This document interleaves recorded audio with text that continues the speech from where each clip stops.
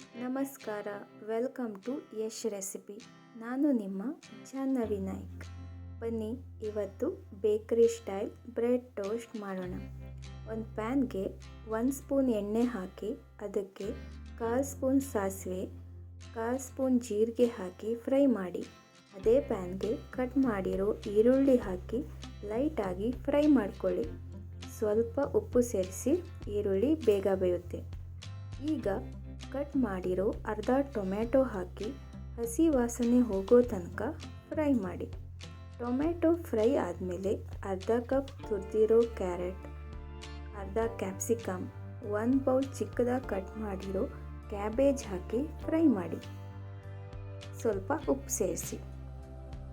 ಜಾಸ್ತಿ ಫ್ರೈ ಮಾಡೋದಕ್ಕೆ ಹೋಗಬೇಡಿ.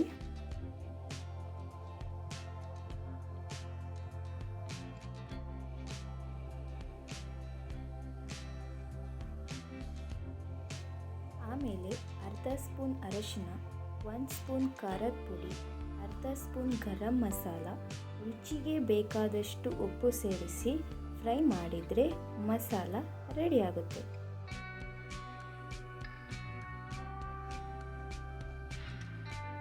ಈಗ ಒಂದು ತವಾಗೆ ಬಟರ್ ಹಾಕಿ ಬ್ರೆಡ್ನ ಟೋಸ್ಟ್ ಮಾಡಿಕೊಂಡು ಫ್ರೈ ಮಾಡಿರೋ ಮಸಾಲ ಹಾಕಿದರೆ bakery style bread toast ready ಆಗುತ್ತೆ.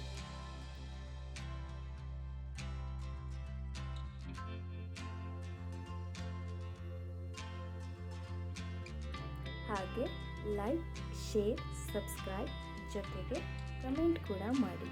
Thank you.